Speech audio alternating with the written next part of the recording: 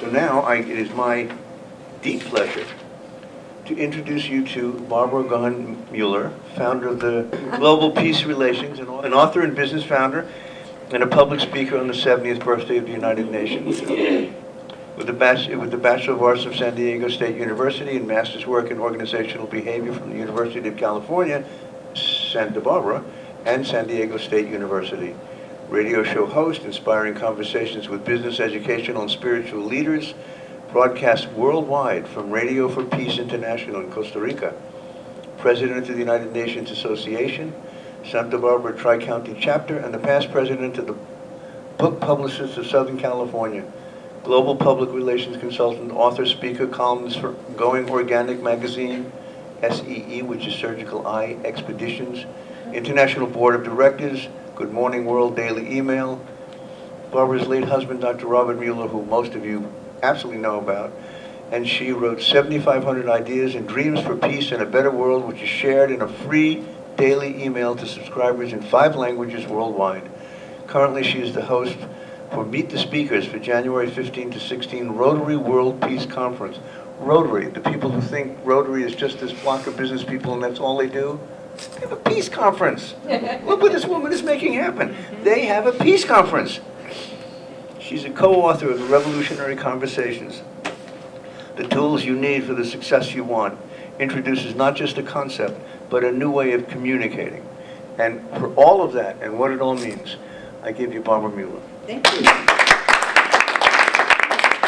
I clap right back at you. If the whole United Nations were to pick the right people to lead this Wisdom Council, which I think you were alluding to, they're here. You're here. You're the ones I email. You're the ones that I say, thank God you're here in New York while I'm in Santa Barbara in the heat wave and in the drought. But I say thank you. I thank you for coming today. Now, one of the things you mentioned in your definition of spirituality was embrace life. Doesn't that sum up Robert Mueller? Mm-hmm. Embrace life. Aren't we all miracles that are embracing life?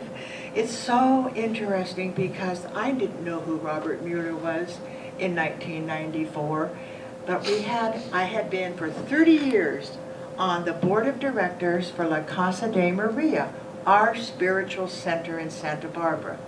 And we said, we go there to heal, we go there for our spiritual retreat. Where do world leaders go?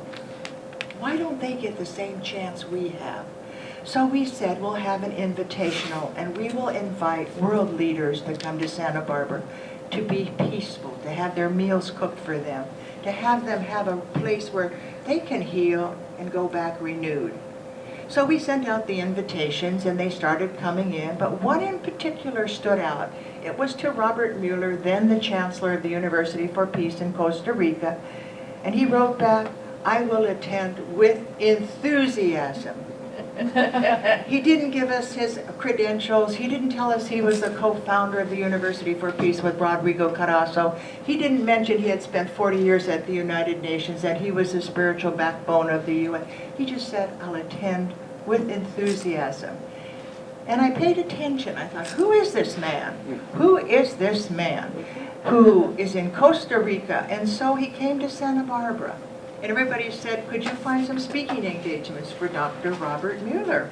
And I said, sure, I was in PR, I could practically do anything. And so I invited people like the Nuclear Age Peace Foundation, would you like to have Robert Mueller speak? And they would say things like, you know Robert Mueller. And I saw this awe. I think they were in awe that he was alive, that he was real, and that wherever he was, this energy was with you. He became more than just a person. He became an energy force. The letters that were written after that event were written by some of the people like yourself who said, I came, but I wasn't sure why until I met Robert Mueller. It wasn't Robert Mueller. It was what he made you feel. He made you feel empowered. He made you feel special. He made you go home with hope. I'm going to read something. It says, from my darling Robert, live, love passionately your miraculous life and decide to be happy. If we just had that one commandment on our t-shirt, love passionately your miraculous life and decide to be happy. My dear late Robert Mueller said, He taught me to meet people where they are, not where I want them to be. We had examples this morning as Jeannie was walking around with me. We met the bell captain right where he was, and we thanked him for being there. We met the guy come in today. He said, "Get out of the way, I'm going to do the chairs." Thank you for being here. We met him where he was. Jeannie turned over here and she stopped putting the chairs around. He had a job to do. We got out of his way and we thanked him, and I said, "You're so kind." Was he kind? I don't know. But I said, "You're so kind." Maybe tonight he'll be kind when he gets home. I don't know the answer. But he taught me it was possible to be passionately connected to whoever you meet. Theology can divide us, he said, but spirituality unites us. And he was so fond of your religion and your calling. He would say the Baha'i community is why we're still here, Barbara. And I would say, okay. Because he was the one, he sought that every person he met and every person in the world would know who the United Nations was if he had anything to do. He was going to make sure that you knew that the United Nations and the world were connected. When he was at the UN on his 5th birthday, if you want to call it that, 5 years of spirituality, he said, "I was a Catholic and I was born a Catholic, but I didn't get spirituality till I went to the UN." And on the 5th anniversary, this man comes up to him. He was an ambassador. And he said, "What are you doing here, young man?" And he said, "I've come to work for peace." And he said, "I pity you, this organization won't last." Saturday, as president of the United Nations Association, I'm proud to say 192 flags marched behind me as we celebrated the 70th birthday of the United Nations. Robert passed 5 years ago. And when he passed, I was sad, and he left an empty chair. And I thought, okay, what did he leave me? He left me with the enthusiasm. He left me with, I can make it. He left me with, you are one, but one might just be enough. And so I began to look at what I could do. And you know, Robert had a little problem at the end with his memory.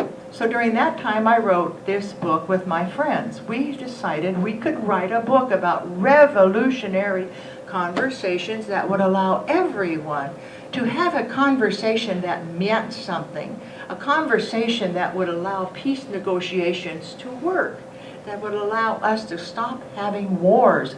You know what a war is? And where's our memory? I've been interviewing, and I'm going to pass these out to all of you, 50 of the peace speakers for the World Peace Conference, because they are the ones who are in the trenches as you are. You are in the trenches day after day doing your work. And these 50 people said there's one thing. I said, what is your concept of peace? And they all said, it begins with each of us. 50 speakers are talking about peace. I'm the second woman Rotarian. I just happened to be in the right place at the right time. 1985, after the courts came down and said women could join the Rotary Club, I opened my Hollywood office, and my lawyer said, why don't you be a Rotarian? And I said, I'd be honored to be a Rotarian. Now, you women out there, you must realize we're pretty young. We didn't even get to vote till last century. We just learned how to smoke in the 30s. I mean, there are things that we're young, and it's our turn. You know, I went to the Rotary conference 2 weekends ago, and I was passing these out, and these women were passionate, and they were saying, it's time for the women to bring peace to our planet. And one of you today was I can't remember who said this. They said this, they said, Rotary, another name for peace. Isn't that beautiful? 34,000 Rotary clubs. You know, the United Nations is there. And you know how movements happen? They happen outside. This is a little bit of the outside coming in and supporting the United Nations for peace. We have 34,000 Rotary clubs on the planet. Those 34,000 Rotary clubs since 1985 eradicated polio. What about if these 34,000 Rotary clubs embraced peace? 2016 is the time when I want to see you all with me in the Friendship Hall at the Rotary World Peace Conference. I know that sounds like it's too much to do, but why not? why not? Why not have us women and you men, of course, you have to help us. We're going to do it, you know that. You just got to help us get right over there. When Robert was finally asked by Utant to go into the United Nations and be his assistant, Robert said this, and that spiritual nature of the UN is so powerful. God did not grant me the gift of art. I had to express myself in my own life, in my work, in my thoughts, in my feelings, in my dreams, and in my ideas, and in my love. Who said love up here? Love is the answer for all humanity in the earth. I feel human, totally ecstatically human. I will help this planet with all my abilities and all my love to become what it was always meant to be. The planet of God, a true miracle in the universe, inhabited by a happy, fulfilled, peaceful, loving humanity, thankful for the miraculous gift of life. That's in his book, Prophet. This was written about Robert by a lawyer in Santa Barbara. And when the lawyer came to Robert and said, I'd like to write about you, he said, but I'm not dead yet. This is the book. And they named it Prophet. And he said, you can't name it Prophet. I'm not a prophet. But he really was a prophet because he would see each of us and he would tell us who we're going to become. He would enable us to see our core. And I'm going to tell you, when we were together, he said to me one time, I love you. And I knew if I said I loved him back, my life would change. And you have that 30-second window when you see your whole life before you and you know if you say yes to something that it's never going to be the same again. And we were at a red light and I had that 30 seconds and I said to him, I love you too. And there went my Jaguar, there went my white carpet, there went my art on the walls, and I moved to Costa Rica in a cabin that didn't even have anything but a wooden floor. I knew that my life was about peace and not about having the white Jaguar, the white carpet, although I still have the white carpet. And you know, I went to Costa Rica and I'm thinking, the legend said, from this hill, peace shall come to the entire world. So when I was so tired, without having any internet, without having hot water, we lived without hot water. We had to boil the water. We had to put this little, well, you don't want to hear the stories, but there's one cute one. We wanted eggs for breakfast, and the eggs came from chickens. We had chickens everywhere, but the chickens didn't lay where we put them. They laid on top of our tin roof, and you would go out in the morning, you hear, the egg was falling down. If you caught the egg, you had eggs for breakfast. And that's the kind of life I lived in Costa Rica. Can you imagine me? And so, after 2 years, I said to myself, okay, I've had it, God. I'm going to unlock the front door, I'm taking a shower, and I'm leaving. So I go and take the shower, and I come back out of the shower after I'd boiled all the water and I was clean, and on the table was a hot mango pie. Now, I live on a mountain. I can't even drive the car to my front door. I live on a mountain in such an old place that you wouldn't believe, and you can't just walk up there and put something on the table. But I came out and I thought, hot mango pie? What trick is God playing on me? So I sat down, ate half of the pie, and I felt so good after, because you know all that sugar rushes through you and you get this new perspective and you think, okay. So I called the Radio for Peace International and Deborah said, I have been wanting to give you this hot mango pie and today was the day, but I heard you in the shower. So I said, okay, God, I'm here and now I am going to be able to take the rest of my life and work for peace. So I'm saying this story to you because every single one of us has the opportunity to say yes to something. It's bigger. It's not exactly what you're expecting. It's almost like your destiny will find you no matter what happens. It finds you. And then when Robert passed 5 years ago, you all know that we were all sad in our hearts. But by the same token, we all knew he left us with something. And that's what I'm going to leave you with today. And that's that spiritual core that he provided us with. And I hope each of you will tell me a story about Robert, what he meant to you, because he meant so much to me. And when I look at that empty chair, I think, all those ideas we wrote together, all those days we spent in Costa Rica, and all those times I spent with Diane. Diane has known, she came in from San Diego to be here, La Jolla. She knew Robert before I even knew Robert. And when we met, I could not believe how many people have felt that energy that he has.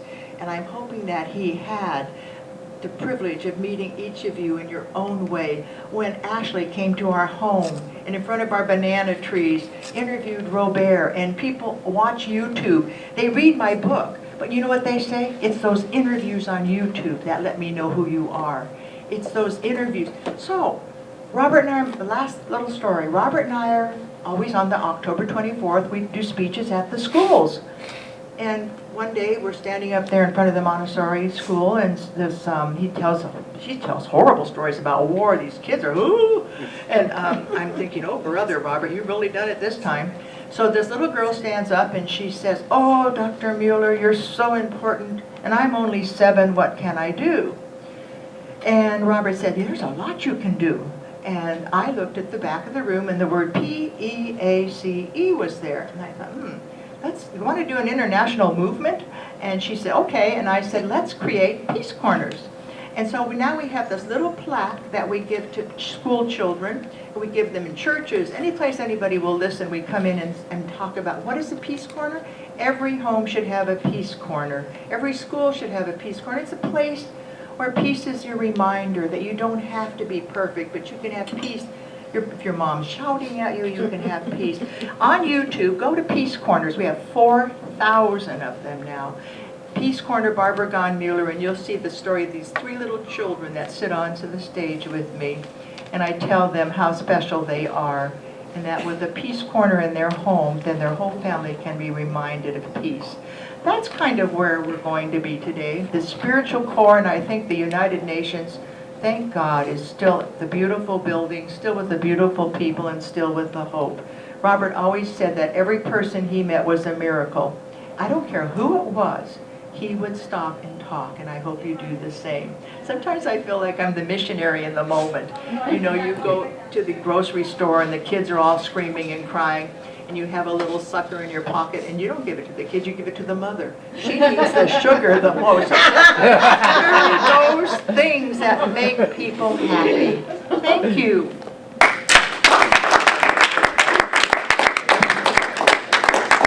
Thank you, Barbara, for bringing both yourself and Robert to the room. Thank you. And, you know, my teacher, Rabbi Gaughen, I think, probably read somewhere from what Robert did, and he incorporated it into himself. He said there should be an 11th commandment. Thou shalt have purpose.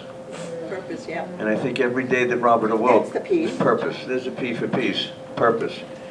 And, you know, talking about how women are in the ascendancy, and God willing, I hope that's true, and that we become the support for them, because women have had the opportunity to take time to stop being a human doing and become a human being. And men haven't had that time because we've been tasked with everything else in the world. You know, the big decisions. You get the small ones, like where do you live, where do you eat. We get the big ones. Do we bring China and Russia together? You know, things like that. Men have always had that.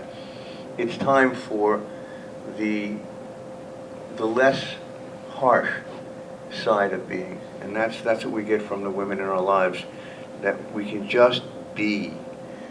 This is unbelievable. Yeah, Because we had an awarding, Yes. and you could not be there. But our committee, we got together and we wanted to give you a Spirit of the UN award. Oh, This Spirit is of the much UN. nicer than the ones we. I'll take it. And you know, this is universal energy. Okay, represents universal energy, Absolutely beautiful. and it's given to you and your husband. Right? Representing you are the embodiment of the Spirit of the UN and the founding spirit of this is the 70th anniversary of the UN. You are the embodiment. I of am the so Spirit of the honored. I am so So, honored to be honored by you. Thank So you. we have to get this nice picture with the banner here. Yeah. Yes, Here, I'll hold me and it. Roger gonna hold it. Spiritual and global concerns. Thank you. Yes, It's an Barbara. honor to receive this. It's absolutely beautiful. Oh, yes, look It at that. really is. And I think I can get it home, actually. I have a box, I have a box for it. I think I will make it. I'll put it in my underwear. Anyway, It's just we were beautiful. so carried away, I forgot to bring it out at the right moment. Well, I think this is the right moment.